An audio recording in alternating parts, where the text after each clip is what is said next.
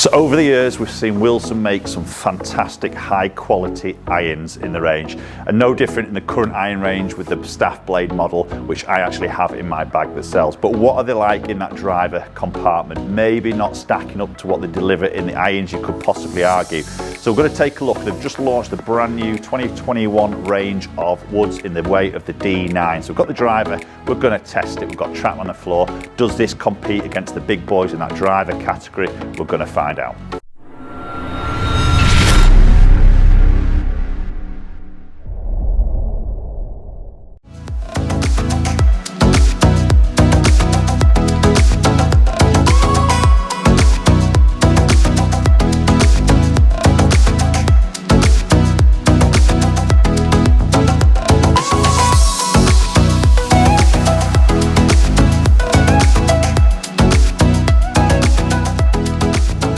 Okay, so new D9 driver from Wilson, and we're going to talk obviously a lot about the technology that is involved in this particular club, maybe what it brings to the table, maybe what it's lacking, I feel. Obviously we're going to talk a little bit about price point as well, because that's a big aspect of this particular club.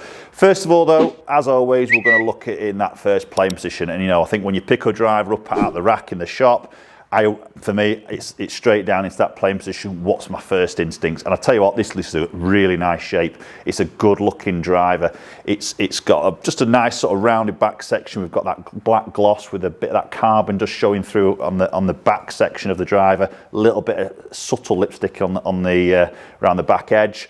Tiny little alignment aid, black face. It just looks really nice, and it sits lovely, to be honest, behind that golf ball. So first box, very much tick for me. It looks good. Okay, let's get the first shot underway, and we'll see how it feels off that club face. And that felt pretty solid.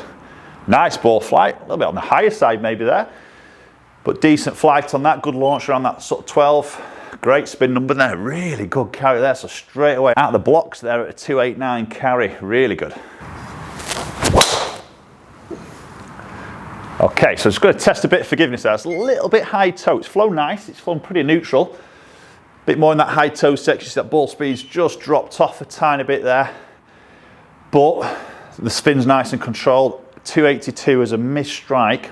We'll take that. Right, okay, so let's talk a little bit about technology. What's happening in this new D9 driver? So we have got a club face now, which Wilson are saying is all divided up into fractional zones.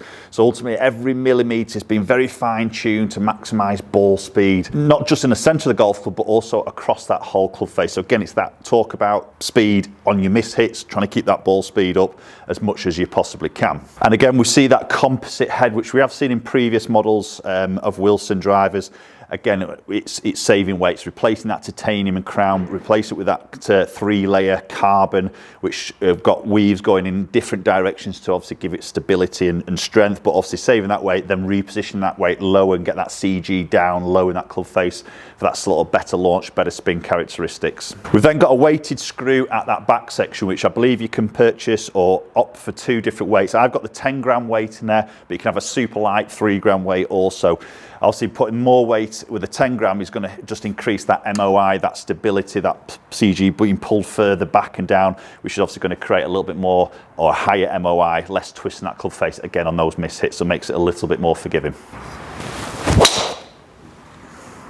That's a nice strike, great flight again. I mean, I'm playing a 9-degree head here, and that seems to flight that quite nicely, to be honest. Again, good ball speed, just 162, a little bit higher spin, but again 285, so getting some really good sort of numbers, or as good as I'm seeing with maybe the other top brands out there as well. Now the sound off the club face is probably in that mid sound, I would say, for a driver. It's not very muted sometimes. Obviously with the carbon heads we see some very muted, some very dull sounding golf clubs. At the same time there's some that are very loud and very explosive. I'd probably say this is sitting right in the middle. I think it's a good solid sound. It's nothing too untoward by any means.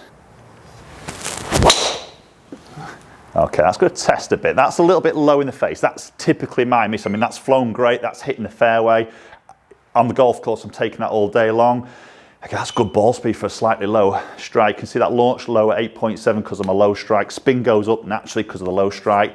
But again, 279, I'll take that for a miss hit. Now let's talk a little bit about price point, because this is a big aspect of this driver. This driver is going to come in at £299 So it's a completely different price point compared to the big boys in the category. But what are we not getting? Maybe what's the negatives with this driver is we've got no adjustability at all. Apart from maybe just switching that 10 gram weight to a 3 gram, we've got no adjustability in the neck sleeve. It's a glued product. We've got no shifting of weight heel to toe to make it more draw bias, fade bias, anything like that. So it is very limited on that front. So I guess that's then reflected a little bit into the price. But then looking at Wilson as a brand, yes, you know, they're a huge brand, aren't they? But maybe in golf, they're not splattered everywhere on tour, like again, in reference to sort of other brands out there. So the spend on tour probably isn't as huge, which is then passing that saving on to you as consumers in terms of paying a cheaper or a lower price point. And again, that's great. It flies superb. And I'm pretty straight at the moment as well, which is great. Again, good spin, 283 on that carry distance, running out at 315, really good numbers. So I've got this, as I say, 9-degree head. I've got the Tensai Blue 60 in an X-Flex in this, so it's sort of dialed in as much as it can be for me. And I think, again, as a fitter, the downside here with no adjustability, I've got a Golf in front of me, maybe hits a certain shape. I've got nothing I can really do in the club to try and counteract a certain shape, a certain miss he has, or a certain strike pattern on the actual club face. So again, it's a little bit more limited on that front. But if you're a golfer who plays everything quite sort of neutral, as in a face, not too worried about sort of moving the weight around or changing loft or face angle, then potentially a very, very good option.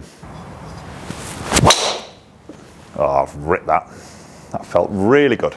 Again, great flight, straight as well. I mean, that's as good as anything. It's spun up a little bit high. I thought that wouldn't have spin as high there, but again, in the 280s on that carry. That's as good as anything I've tested up to now.